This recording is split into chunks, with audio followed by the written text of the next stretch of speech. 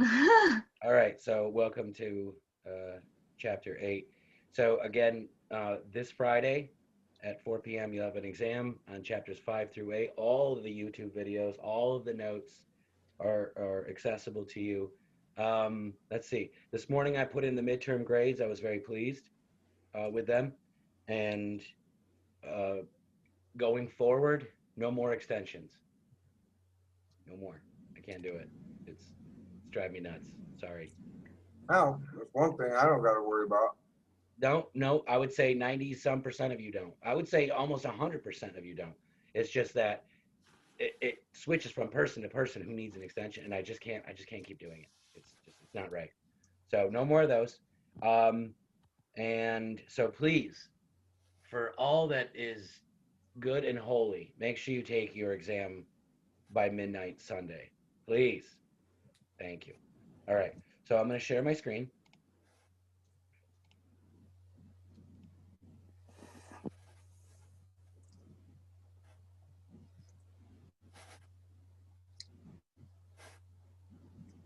So memory sounds like really abstract, like the idea behind memory. Um, but it's really quite simple, right? So anytime we experience anything, can you guys see my screen? This is all wonky on my end. Yeah. Yeah. Okay.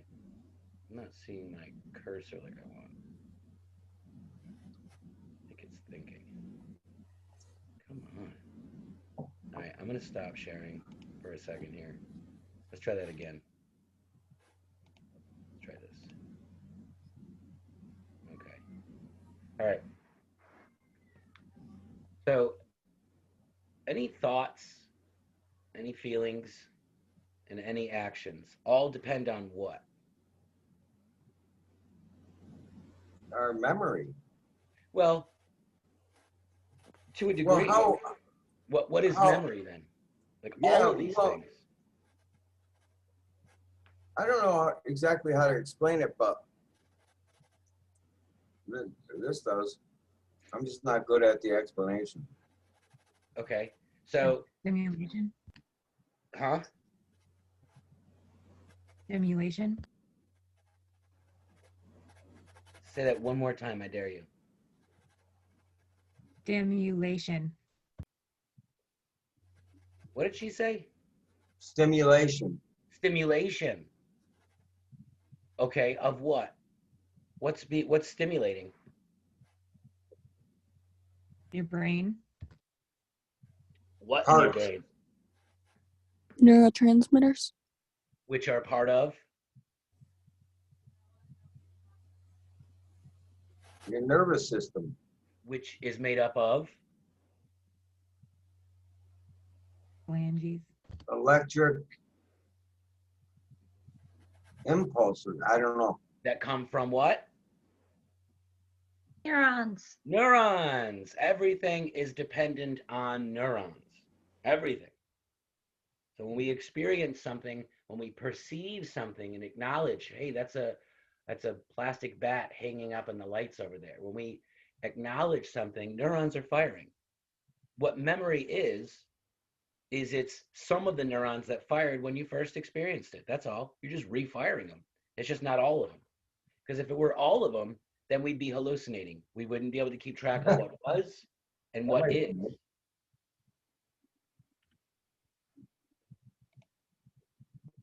So memory is when we say it's reconstructing the past, it means we're firing the neurons that fired before. It's just not nearly as many. So we define memory as the capacity to retain and retrieve information. And also, it looks at what's responsible for this capacity. Brain. The neurons, good morning, Koku. The neurons in the brain.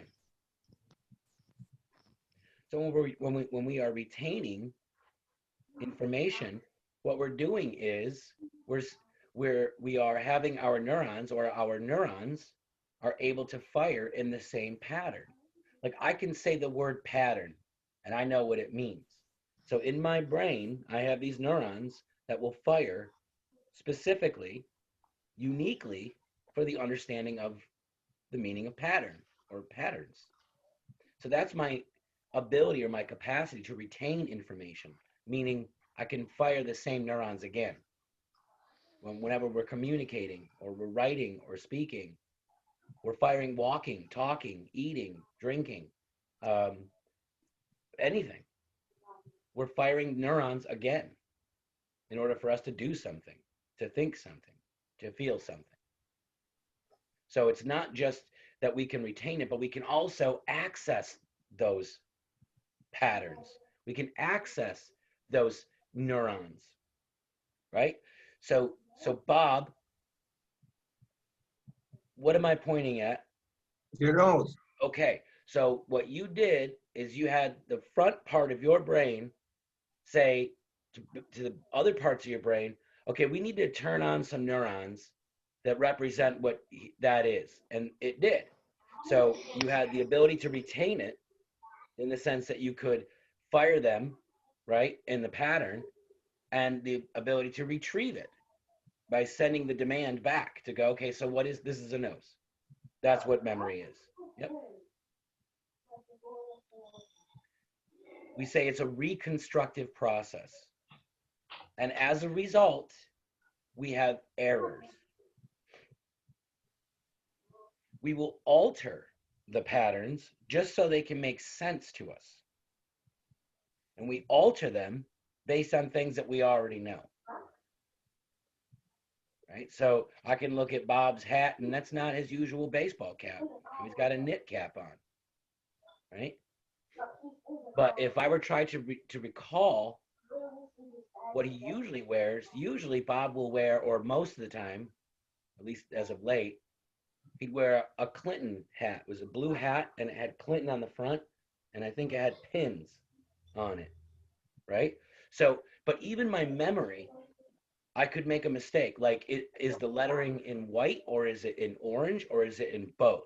I have a feeling that it's white lettering with an orange border or something like that, right? And then there are these pins on the hat, but I'm reconstructing it, right? So I'm making errors, basically. Source misattribution, making that noise. Who is it? Who's in trouble? No, not me. Is it you, Koku? Oh, What my was that? son, my son Okay. you saw on Zoom. Okay. Oh, Coco's like a statue every time. I can't remember Bob's hat, but I can remember Coco. He's like a statue.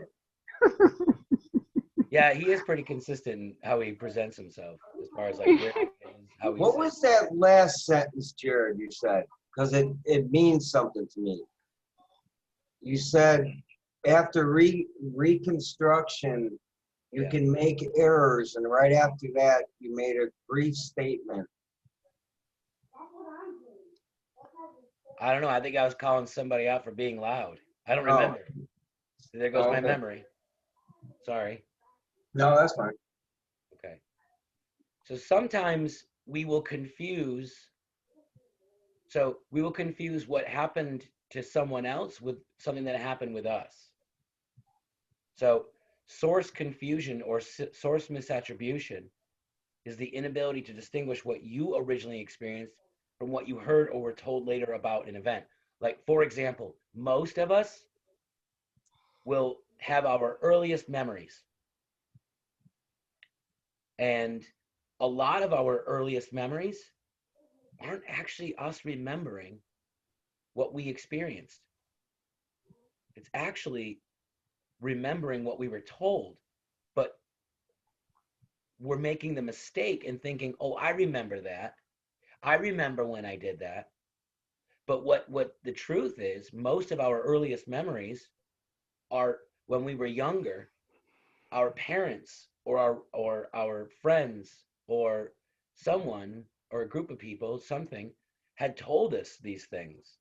And we remembered, but we confuse what we're told and what we actually experienced. And that's called source misattribution. Flashbulb memories A flashbulb memory is a very vivid memory. It's very detailed. These are memories that we have when we're highly aroused, when we're afraid, or when we're sad, or when we're happy, or excited. So the stronger the arousal, the more neurons will fire for the experience. Like it's like the first time that you kissed or were kissed by someone romantically. These are flashbulb memories.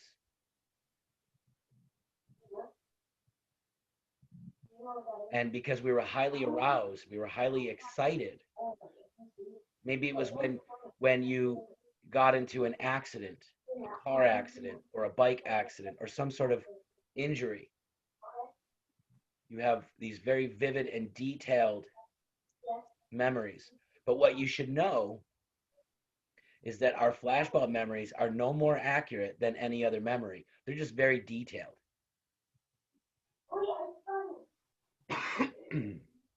I remember the first time, and I tell this story intentionally because I want you to associate flashbulb memories, the understanding of it, with something. I want you to associate it with a story or something else.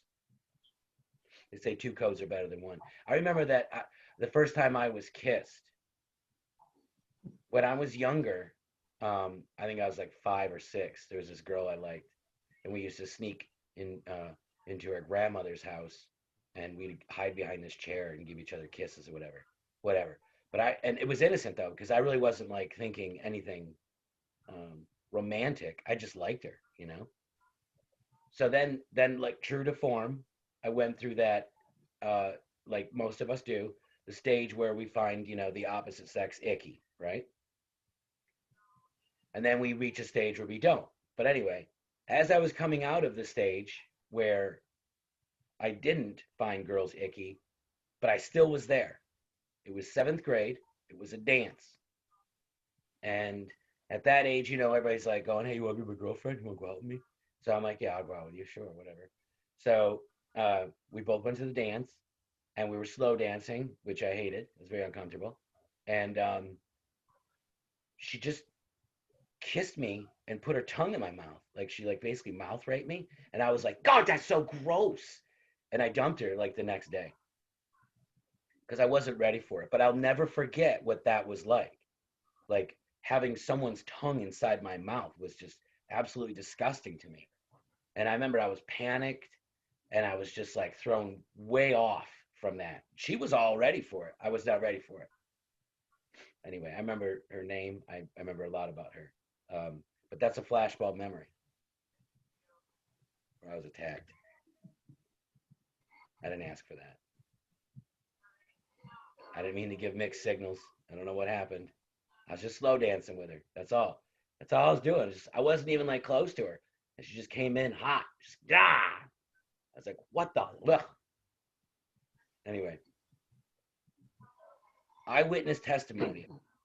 Something I want you to know about eyewitness testimony. We're bad at it. Especially when we're eyewitnessing or acting as a witness to something where it involves someone of a different race or creed. White people cannot identify black people. They cannot. They're terrible at it. And black people can't identify white people. There's a reason. Well, there is, yes. And it's based on our upbringing. It's based on our exposure. We are better at it when we are raised in communities that are better blended or mixed. We can't identify Asian people, Native people, Hispanics. Can't do it. We're terrible at it.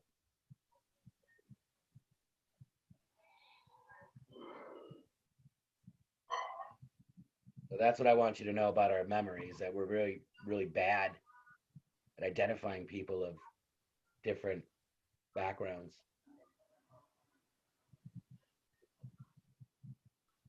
you ever see the movie The Jerk? Steve Martin. Steve Martin played this white, because he's a white actor, this white young man who was raised by a family who were all black, and he thought he was black. But and it was funny because he was like really slow, and his family was always like, he was very kind, but they were just like, boy, you're something else. You're special. That's what they call him, special. But anyway, but in that situation, he'd be very good at identifying, at remembering features. That character would, anyway.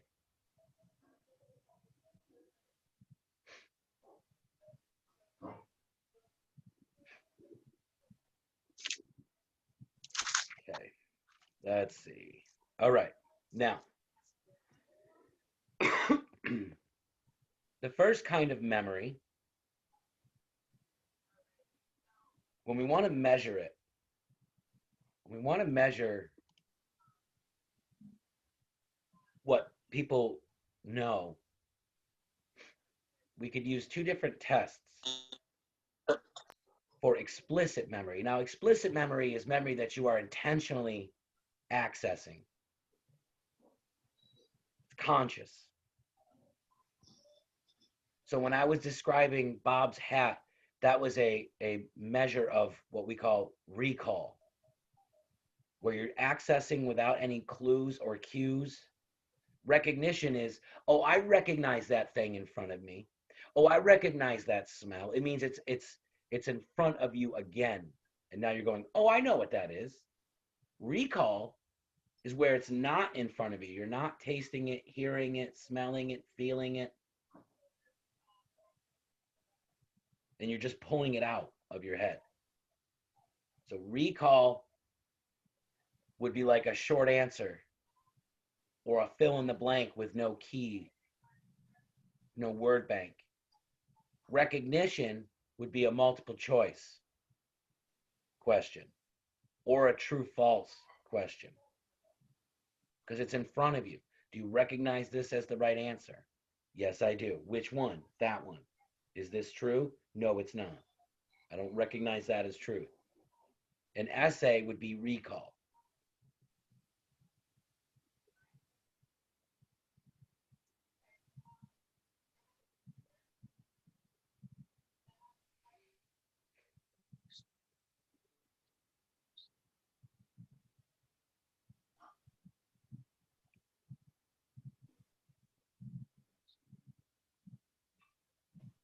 Any questions so far? So explicit memory is memory that we're accessing intentionally. We're doing it with purpose.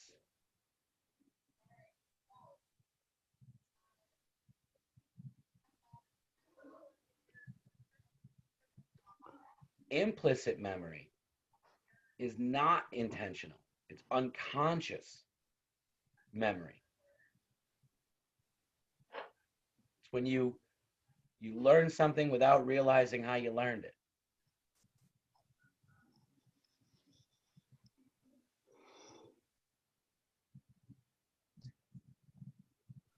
And this will often happen when we're not paying attention.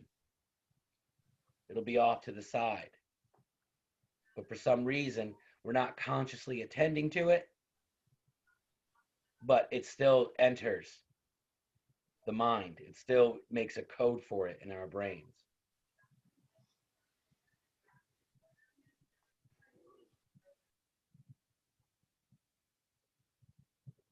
So if someone says, I explicitly told you, it means I've said it clearly, consciously, intentionally.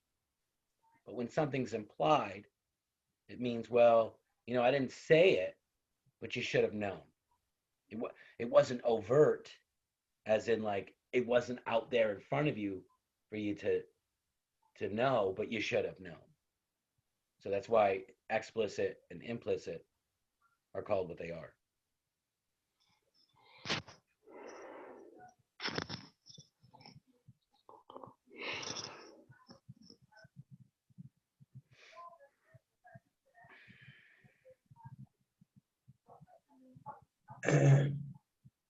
You said implicit and what memory? Explicit and implicit. Implicit is unconscious, explicit is conscious. So here's an example of how implicit memory can be formed. Priming. Priming. The idea behind this is that you're exposed to something without realizing you're exposed, and when you're asked to bring it out, you bring it out, and they say, well, where'd that come from? You're like, I don't know. So here's a test of priming.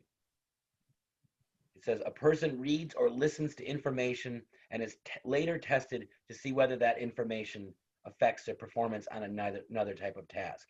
So in this example, what they did is they had these people read a short story, like a very short story, like a page or two. And it's a story about this princess who has to defend a castle while the king and queen are away on a business trip. And they use the word defend like 3 or 4 times. Defend, defending, whatever. And then they have these people who read it say, we're going to play a game. We're going to give you a few letters, and we want you to finish the blank and make a word out of it. We're going to give you the first 3. And so they give them, I don't know, TRO or something. I don't know. These different letters, right? And they had to come up with words. But when they gave them DEF, almost all of them picked defend. They all came up with defend independently. And I said, well, where'd you get that? Why did you all come up with the same word? And they said they didn't know. And the reason why was because about 5-10 minutes earlier, they read a short story with the word defend in it multiple times.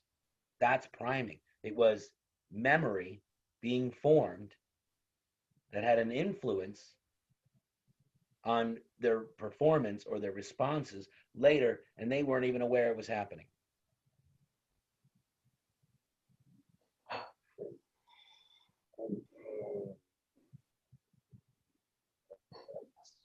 And this happens in more interesting ways too.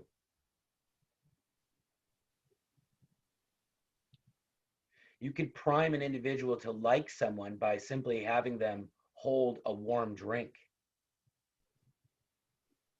You could prime an individual to not like someone by having them hold a cold drink. And the physical sensation of cold means something more than just a temperature. It also means a personality to us, like a warm person. That's a very warm person, very kind person. And we have all these words that we associate, these meanings that we associate with warm and cold. And they were primed. They met the same person. They watched the same video is what they did. And then they had some of them hold a warm drink and some of them hold a cold drink. They asked them what their impressions of the person were. And they found the people who held the cold drink thought the person was a little bit colder, a little less personal. Can I say something about that? Also, holding a cold glass of something is an unpleasant experience. It's not a very pleasant experience as it is to hold on to a warm. So I would think that would associate with have a negative response. That's because exactly it's not right. a pleasant experience. That's exactly what I'm saying. Man. Yeah, so you understand it perfectly. And Bob, the thing that I want you to know is, so you know why it happens, but what I want you to remember though, what I want you to take from that is that it's a form of priming, in the sense that people weren't aware they were being manipulated. They weren't aware that their responses later were going to be impacted by this information. We can measure learning. Another way we can measure learning, other than recall, recognition, and priming for the implicit, we can also measure memory by what's called the relearning method. And this is so simple. Basically, what they do is they find out how long it takes for an individual to get something 100% correct. Like I had, if I had to list if I gave you a list in writing of 20 names, and I say, okay, memorize these 20 names and write them all down for me. And it might take you, 5, 6 tries over the course of 10, 15 minutes. So but we measure the time it takes to get it 100% correct. Okay. Then I let all of you go. And then the next day I take, let's say, half of you, and I say, okay, write down the names again. You're not going to remember. I say, okay, well, here's a list. And I see how long it takes you to memorize the same list again. And instead of it taking 10, 15 minutes, now it takes you maybe 4 or 5 minutes to get it 100% correct. The other half of you, I give you this task a week later. And you don't know it again, so I give you the words, I give you the names on the paper, and you memorize them again. But it takes you longer than 4 or 5 minutes because it's been a week now. So now maybe it takes you 8, 9 minutes. So what does this mean? It means we can measure an individual's memory based on how long it takes for them to relearn something.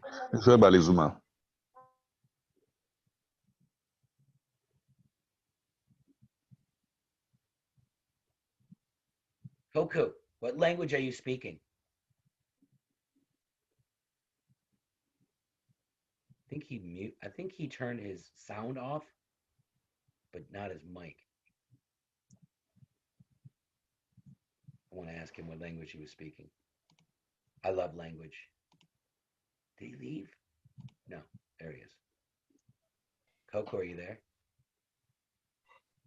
All right, we'll get him later. Coco, Yeah. are you there? Yes. Yeah, I have issue with my network connection. That's why. You have what? Issue with my internet connection. Oh, okay. What language were you speaking? I speak French and other language. French? Are you Canadian or are you French? Are you French Canadian? No, I'm from No? West Africa. West Africa? Okay. Yes. Okay. I don't know any French. None. Actually, I know bonjour. What does bonjour mean? Can you say that again? Bonjour? Bonjour. It's like good morning. Good morning? Oh, okay. I don't know. Good morning. What is como se va? How are you doing? Okay. Because my neighbor across the street would come over, and he's not French, but he always go, bonjour, bonjour, como se va? And I'm like, what does that even mean? I don't even know what you're doing. But okay, so it means, hello, how are you? Okay, we're going to move on. Thank you, Koku. Okay.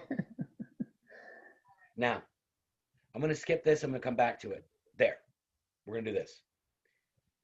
Because if we start where we started, it's not going to make as much sense. So I'm going to show you the whole picture, and then we're going to go back into the smaller pieces. Okay. There's the 3-box model of memory, meaning there are 3 kinds of memory. And one memory form or style or register, if you will, informs the other one, meaning it impacts, it feeds the other. So here's what I mean.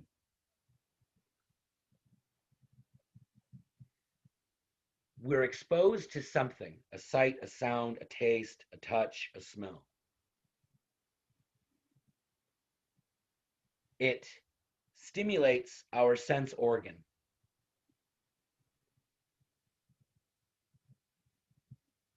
Once the thing disappears, once the stimulus disappears, our sense organs continue to be stimulated a little bit longer. Do you remember when I showed you the picture of the flag that was green, black, and yellow? okay, and then I removed it and it was a red, white, and blue flag, that's a test of sensory memory. What does that mean? It means that, so here's the image, I take it away, and yet your photoreceptors in your eye, the rods and cones, continue to fire even though it was gone. So it's a very short-lived kind of memory.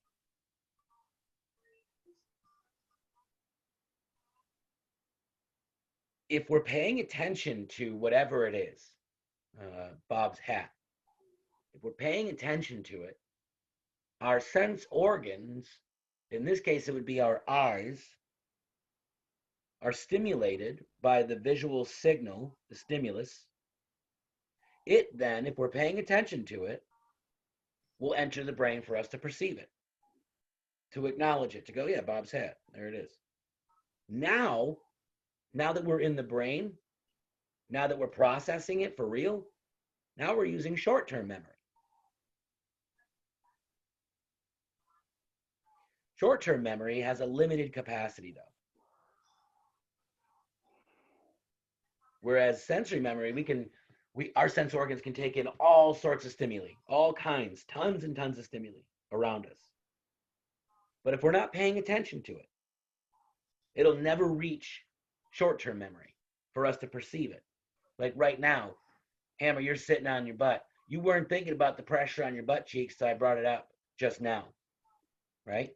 So that means that your skin receptors for touch and pressure were being activated, but you weren't paying attention to it.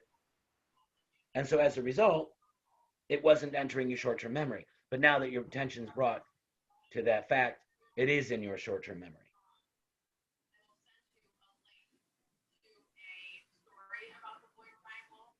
Now, if it's meaningful or if it's important, it'll go from short-term memory to long-term memory. And what's the difference? Well, there are two differences, two main differences. Different sensation on my butt. Huh? Okay. I don't know what all I heard is on my butt. If it goes from short-term to long-term, first thing is that it can last for potentially ever. Short-term memory only lasts for maybe 30 seconds. The second thing is we can only, they have that idea of multitasking, right? Doing multiple things at once. We can only do so many things at once. So and that's now. Anytime the now is like right now, we call this working memory.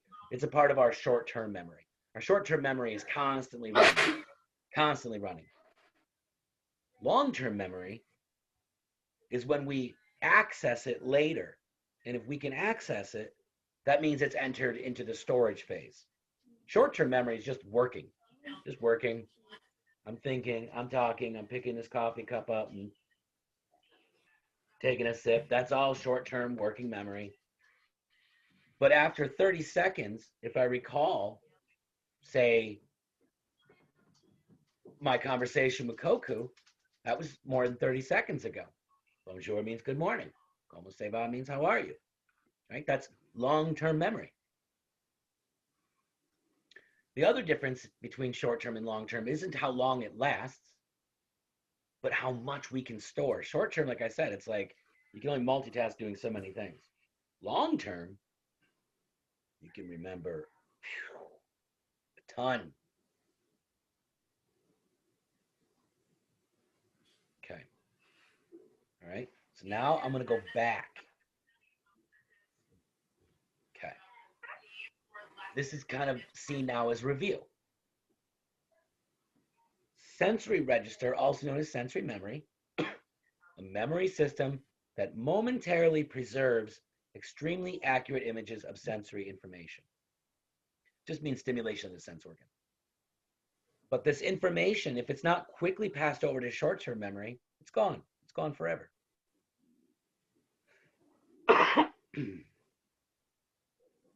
Now, once it hits short-term memory,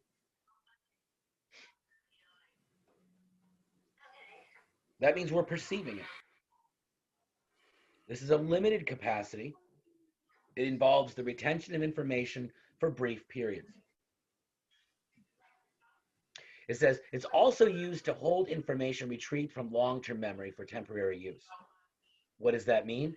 It means that when I was talking about bonjour and comment ça va, I'm doing that right now. That means I'm using short-term working memory. But I had to take it out of my long-term memory to put into my short-term working memory so I can use it right now. So sensory memory, stimulation of the sense organs, if we're paying attention or if it's important or something, if it's a strong enough stimulus, it'll enter short-term working memory. That means we are perceiving it. And if it's important to us, then we'll store it. And then if we want to access it later, we go, what was that? It was a Clinton hat with buttons. We're pulling it back from long-term and putting it into our short-term. Now we can increase the number of things that we can remember in short-term memory by chunking, where we take things that don't seem to have any connection and make a connection out of them. So here's what I want you to do. I want you all to stop writing notes and listen. I'm going to give you 20 random numbers. And you're going, and then I'm going to ask you to recall them in order. You ready? Here we go. 1, 4, 9, 2, 1, 7, 7, 6, 1, 8, 1, 2, 1, 9, 7, 6, 2, 0, 0, 1. All right. So who's the first one that can say those 20 numbers back to me? None of you. But if I ask you to remember the years 1492, 1776, 1812, 1976, and 2001, you'd have a heck of a lot better chance, wouldn't you? Because that's exactly the 20 numbers I gave you. They weren't random. It was 1492, 1776, 1812, 1976, 2001. And they all have some relation to of historical things in our country. That's chunking. Putting things into meaningful chunks, into meaningful units. And then once they're in chunks, you can take the pieces out and go, okay, now here are the pieces to that.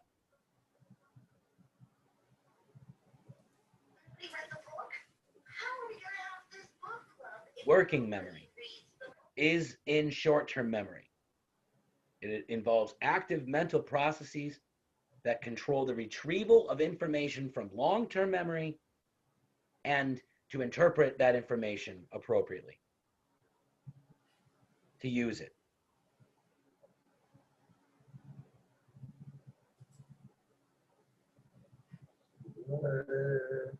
Now to long-term memory. This one's easy. The memory system. Man. Never What? mind. Okay. No. Okay.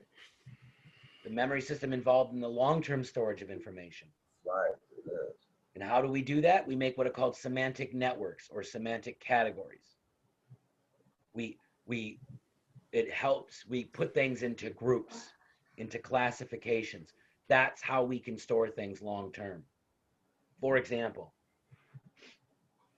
if I were to give you a color and I asked you to write down, no, let's do this. Yeah, let's do this. Okay. Here's a word, yellow. Yellow is my word that I'm giving you. I want you to think of the first 3 words that come to mind that you associate with yellow. Just think of it. Okay? Now pick that second thing of your list of yellow words associated with yellow. and think of the first three things that come off of that. Again, yellow is your word. Think of three things that come to mind. The second thing that came to mind, think of three things that associate with that.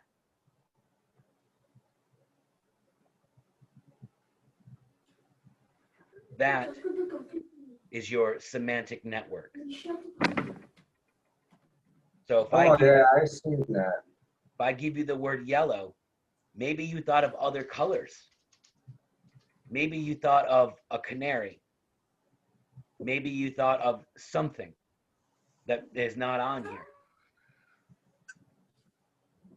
If I gave you red, that's a better one. I should have given you red because a lot of you would come up with like apple, cherry, fire, you know, those sorts of things. Okay, wait. Okay. I'm going to stop sharing. See something here. Okay. So that is enough for today because I don't want to overdo it. You already have. You already have. All right. We will finish chapter 8 because the rest of it's it's simpler. It's simpler. This was the biological part of it. This was the physical understanding of memory, essentially. Now we're just going to talk about different kinds of memory on Friday. Okay? All right, I'm going to stop recording.